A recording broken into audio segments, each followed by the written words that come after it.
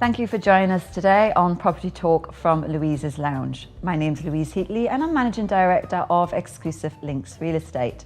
16 years in the real estate industry, so I know a few things and I know a few people. And through our podcast series, it is an opportunity for us to bring you some Dubai real estate insights, some interesting topics, some guest attendees, and it's also an opportunity for you to meet some of our team. So on today's episode, I'm delighted to have two senior client managers from our team, Mackenzie and James Walsh. And Lisa's been in the industry for 7 years, having completed 3 years with Exclusive Links. And James has done 10 years in real estate and 4 years with Exclusive Links. So Lisa and James eat and sleep and breathe their communities, which is what our episode's about today. They do actually live in the communities that they work in. So Lisa, when we refer to a brand ambassador or a community specialist, what do we actually mean by that? Good morning. Good morning. Thanks for having me along this week. It's delightful to be here with my esteemed colleague James. So for me, a brand ambassador is somebody who holds the area that they work in extremely high esteem and believes and invests in the longevity and value of that area. And a community specialist is somebody who really knows their area, all the ins and outs, is an expert on the properties available, the values, the prices, the trends. So I think really to be a brand ambassador, you have to be a community specialist as well. Yeah, got to be an expert in that area and know the details, the ins and outs, everything that's available. And that's me in Jumeirah Golf Estates. Absolutely, as is James in Marina Gate, yes, who lives and breathes there too. Yeah. So what do you find are the key advantages of you focusing on a key community? Surely if you have lots of knowledge in lots of different areas, does that not help you better, or you focus a lot on Marina Gate? I mean, you do need to have a general knowledge of the whole area of, say, for example, the marina as a whole. But specialising in one particular project, I mean, I live in Marina Gate. I've lived in Marina Gate 2 since the tower handed over. And we've got a shop in Marina Gate. And I'm in Tower 2, the shop is in Tower 1. Do you just walk to work? Yes. So that's the petrol, easiest commute ever. You have no petrol costs. Yeah. So yeah, I mean, look, working in and living in the same project is great because you get familiar with the different layouts, the different floor plans, the floor plates, the services in the area, the amenities, how good the building is managed. You know, if you don't live in that particular project or tower, you might work in it, but you don't know how good the management is, how good the quality of the units are maintained. You know, small things like that add add on advantage to you working there. That's a really good point, actually, that when you live there, you see the after-sales side of it. You actually see, as you say, and you how can have that projects chat kept. with the client and tell them, look, I live in the tower, I live in the villa community.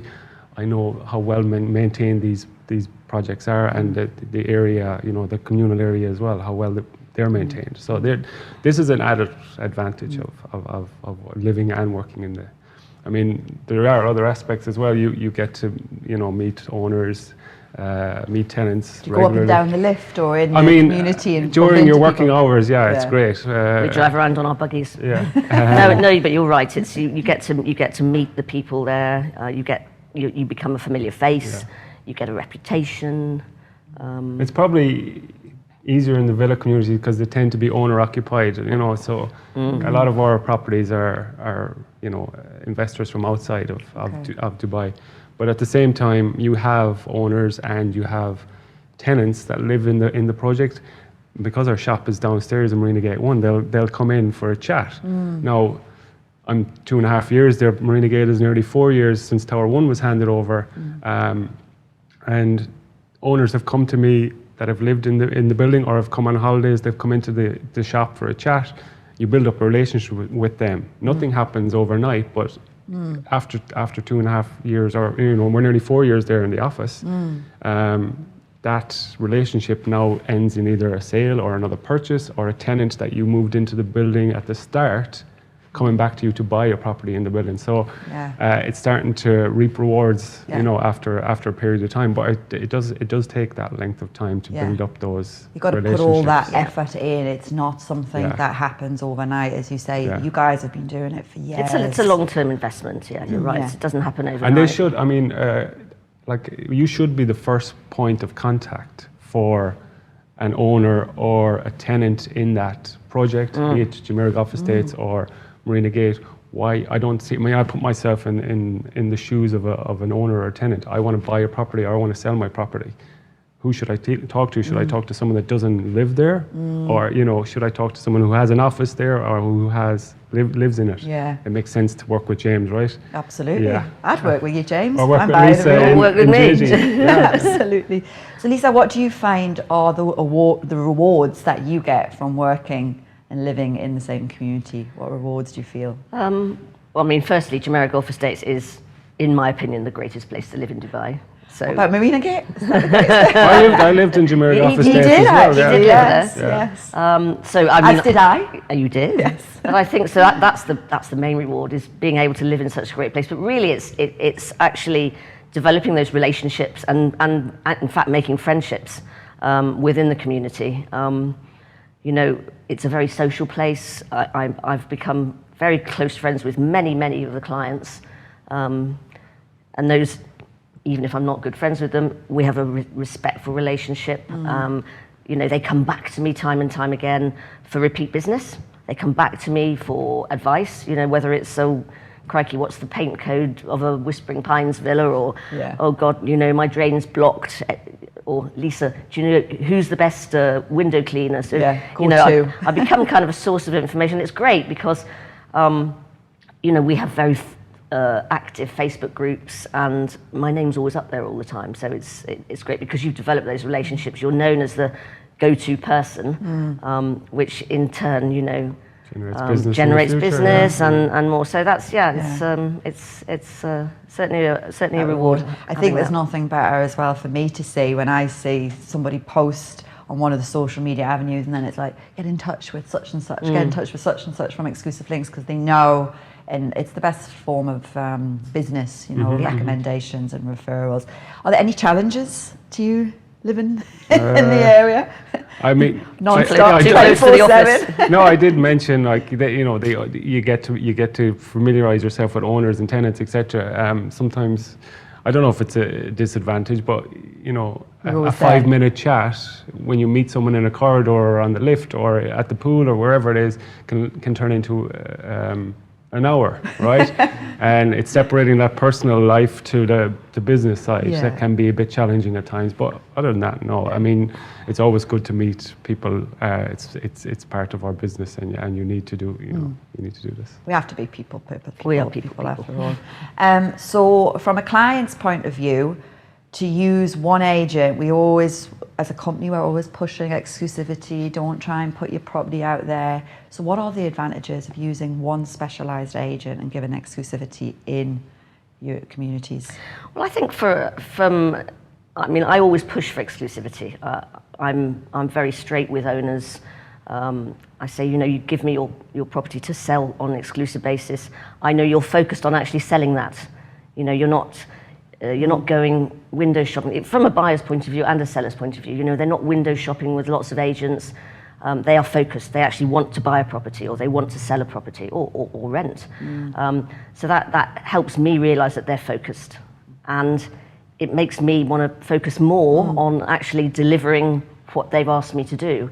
I also think from a company's point of view, if we know we've got that property exclusive, I say to them, you're going to get priority over other properties for premium listings, featured listings, which helps, you know, make their property jump out more on the portals. You can have one property, one exclusivity with the company, one company behind, pushing it, promoting it, making that property stand out, only available, not looking like it's repetitively on the market, as opposed to a lot of companies putting too many properties out there. And I also say to diluting. owners, you know, multiple listings really, it can devalue your property. You know, you sometimes see, I'm sure it's the same in Marina. I mean, you know, there's some properties in Jumeirah Golf Estates now, there's one advertised with 8 different agents, and they're all chipping away like at the price because they're wanting to jump up. So it distorts the market, the prices are being distorted, it makes the owner or the seller look desperate. Makes the buyers a bit nervous. Makes buyers nervous. Yeah, for sure. Yeah, we also have, like, I mean, in the Marina shop, we have a shop front facing office with window displays. So our exclusive listings will go in the window, and especially this time of year when you have a lot of tourists in Dubai and they're coming to the Marina, they're walking, they're looking in the window, and you do get good quality leads from that. I think you can get your price higher as well. And a lot of, you know, a lot of real estate companies are in high-rise buildings. They don't have that advantage that we have when we're trying to sell for. So it's a good plus for owners to list with us, especially on an exclusive basis. You don't have a load of space in that window, so you really we need have to a lot more available than what's just in the window. Yeah, but you do need to be exclusive to get in that window. Get in the front window, give us exclusivity. No. I mean, the Marina market is exceptionally aggressive. So we've already touched on, you know, the ins and outs. There's not a question we could throw at you about your areas, about your communities. But what stands out about you? Why do they come to you, James, apart from all of that? What do you give as a service to your clients? I wasn't. Apart from the Irish accent. He's handsome. He's handsome. Wouldn't you want to work with him? I don't know. I have 10 years experience now in working in Dubai. I'd like to think I have that knowledge that the client requires to get what they want. You know, I believe. I mean, when I list a property, for example, and someone calls me, I don't focus on selling them that particular property. I listen to the client, I let them speak. You tell me exactly what you're looking for. I think too many brokers in Dubai, they focus on, okay, he called me for that, or she called me for this property, and they just run with it. And if it hits a dead end, they move on to the next client. So I think it's important that you listen to what the client requires, and take it from there. I mean, offer whatever options you have, but also you need to research the market and find them the right product that they want. You've got to be client-centric and not just be pushing the property that you have. No, totally agree. And it's important to, you know, build a trust with the client from day one. If they feel comfortable with you, which I think is something that I portray to most of my clients, all of my clients actually, then it's a lot easier to do business with them going forward, you know. It's the nurturing as well. It's not something overnight. You can be years investing in people before any business transaction, or before they're ready to buy or sell, as it might happen. Yeah, I know sometimes you can be lucky and it happens in one day, but this is rare. So yeah, you can. I've had clients where we started looking a year and a half ago and we're closed tomorrow, you know, things like that. Yeah, so, sure. They should have bought a year and a half ago. They should have. What are the biggest challenges in Jumeirah Golf Estates at the moment? Oh gosh, it's definitely got to be lack of inventory, lack of stock. It's become such a popular place to live. I mean, as have many villa communities in Dubai. I think that's, you know, coming out of COVID, people wanting bigger spaces, wanting green spaces. So there's been a huge increase in the number of buyers there. You know, I think the ratio of owner-occupiers versus tenants has shifted from what used to be, say, 70% tenants, 30% owner-occupied, or indeed vacant villas. It's now shifted completely and gone 70% owner-occupied, if not more, to 30% tenants. So there's just a huge lack of stock, which has pushed prices up immensely, probably in excess of 60% across most of the communities in a year. So that's the big challenge, is finding inventory or finding reasonably priced inventory.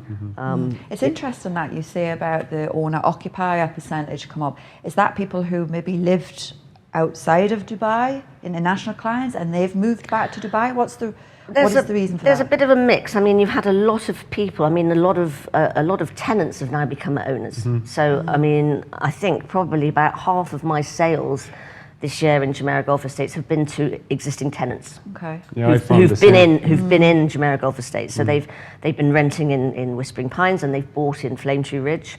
And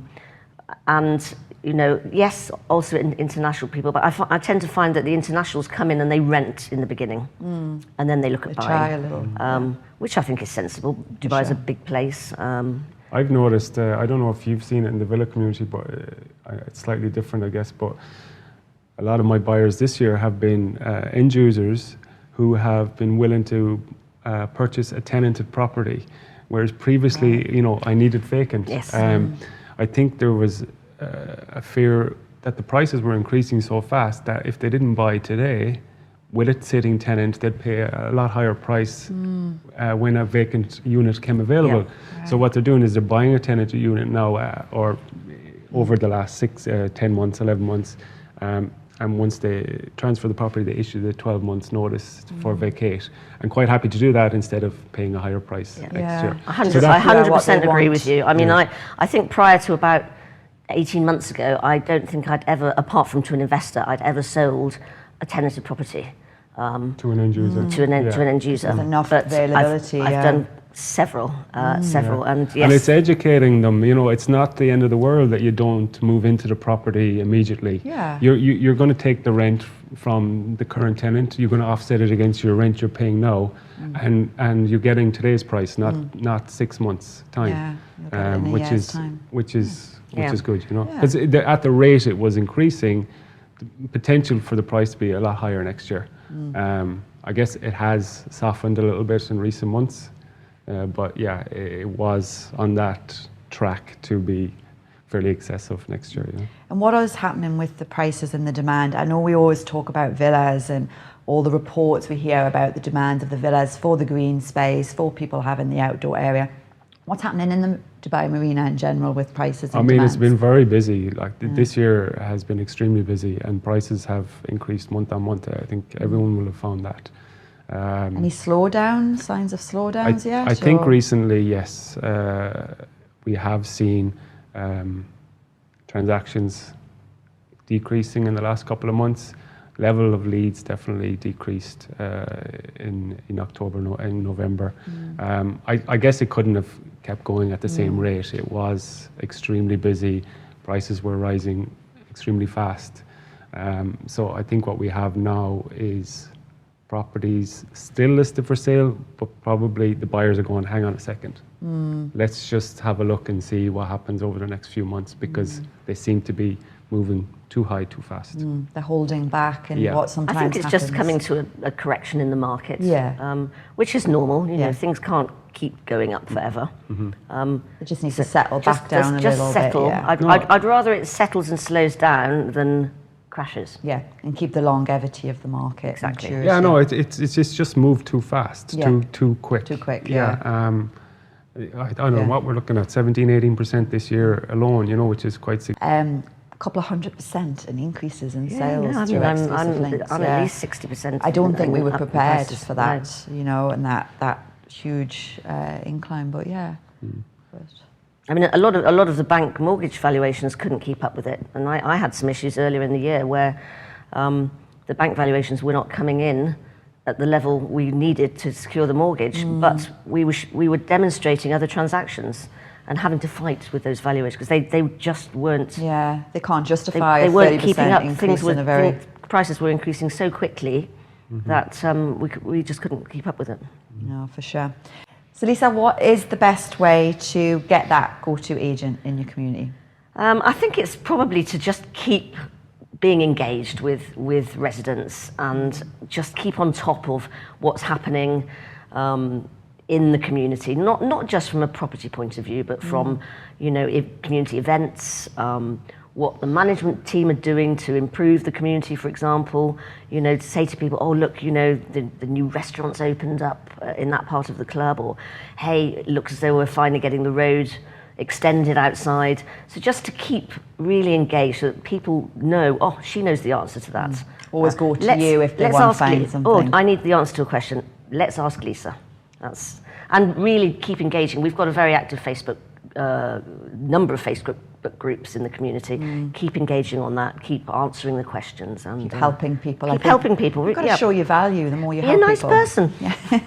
What advice would you give to an agent trying to get into the market? We all like to help everybody in the industry, and you've been in the market 10 years. So does the agent work for Exclusive Links?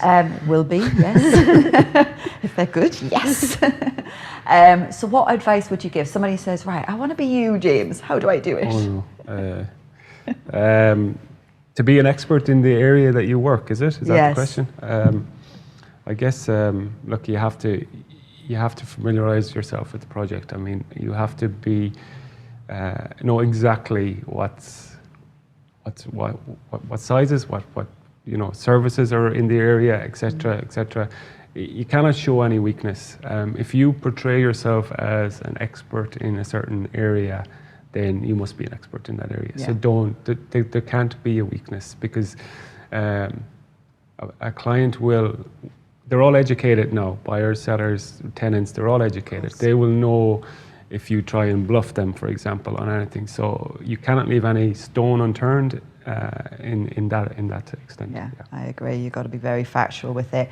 And Lisa, in general, real estate, is there anything you would actually change about real estate? Procedures, legislation? Well, I'm happy that the Dubai government and RERA are continuing with stepping up regulations. I'd like to see more regulation. I'd like to see less inexperienced agents. There's room in the market for everybody who is an expert, I would say. There's no room for weak agents and inexperienced agents who are in it for a quick buck. I think there is a distinct lack of knowledge. You're right, they have done a lot to improve it, RERA and DLD. There probably is some small things they can do.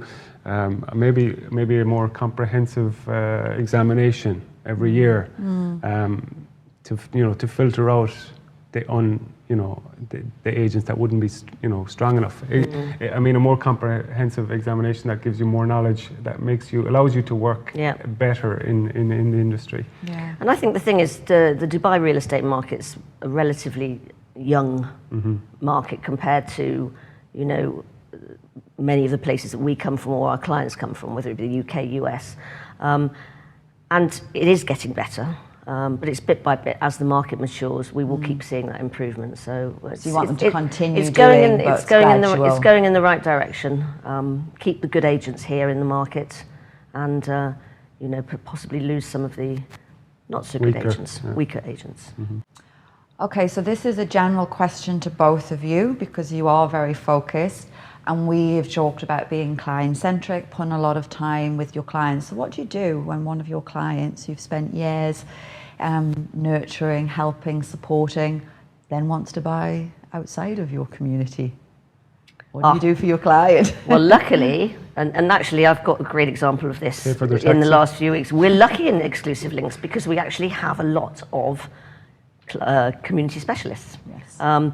So, I don't pretend to be good in any area outside of Jumeirah Gulf Estates. And going back to what you've just touched on, clients will know if you're bluffing them. Yeah. So I had very recently a client. I sold their villa in Whispering Pines in Jumeirah Gulf Estates a few months ago, and they said, right, we would like to upgrade our current apartment in the Dubai Marina and buy something bigger. So immediately trotted them off to the Marina Gate shop. Michael, he's the specialist. You weren't here. You weren't here. You were on holiday. He was on holiday. Walked them into Michael, and they ended up actually buying a beautiful 2-bedroom in 1 JBR. Wow, I'm not going on holidays again. And actually increased their budget almost by double. You're rubbing it in now. So yeah, that's the first thing I do. I say, right, who in my company is a specialist in that area? Who can serve them well? I still stay there with them because they're my clients, making sure they're looked after. But I'd walk them straight to that specialist. So if it was Marina, it would be James or Michael. Victory Heights, we have a lady called Hyatt, who's our specialist. We have other specialists who deal with Tilal Al Ghaf. Yeah. So we do cover pretty much all of the freehold markets. Yes. So that's the first thing I do. I don't try to spoil their experience by bluffing. I take them to the specialist, and we have many of them in exclusive links. You've got to use your resources. Yeah, your no, team. for sure. It's important because you still have to focus on your own area, right? So it's very easy just to pass the lead to one of your colleagues and help them along with it. Yeah. Stay with your client, stay with your customer. Yeah, of course. They're choosing you for a reason, and you want to be part of them no matter where they're actually purchasing. Course, yeah. So, this can be either personal or business. What's your biggest achievement? I know you're going to say your little boy. Yeah. Absolutely. Of course, yeah. And your daughter. Yeah. Okay, so then maybe business. What's your biggest achievement? For me, it's I've been nominated 2 years in a row for the Property Finder Best Boutique Broker. Yes. To go a notch higher, let's see. So that's my greatest professional achievement, I think, because that shows that you're being recognised by peers and the industry specialists. So No, for sure. I think, as you say, all your hard work, but it's nice to actually see the recognition. And yes, fingers crossed. Come on, Lisa. That's top second. Let's get number one. And what about you, James? Coming to work for Exclusive Links? Of course. Of course. Yeah. Well, shop opening? I don't know. Look, I haven't been up for any awards yet, but maybe next year, you know. I think when you start working in a particular area, it's taken me probably 3 years now to be established as someone to go to for Marina Gate. Tenants that moved in early in the project 2018 have turned into buyers that I've been managing for a long time. So you get some sense of, reward coming to from fruition that. now, Yeah. is it? And that's an achievement in itself, not on a different level, if you know what I mean. So that's good. You feel good about that kind of thing when you're helping people and they're coming to you all the time. Yeah, of course. And that wasn't easy, right? It takes time to get in that position, which is great. For sure. Well done to both of you. I really appreciate you both being part of the team and villas in different areas and different offices you work out of, but and giving us your insights into your areas and yourselves. So I appreciate it Thanks today. for having us. Thank you. Yeah, Thank thanks you. for having us. Yes. Will you come again? Definitely. Definitely. We'll have you in the new year. You can bring as well. your Property Finder award with you next time. Wouldn't that be good? You can come in as top agent, and then we'll nominate you for Perfect. next year. Keeping them both happy. Thank you very much for tuning in to today's episode. I hope you've enjoyed it. And like always, if you have any suggestions, any feedback, or topics you'd like us to cover in future episodes, please do let us know and tune in again. Thank you.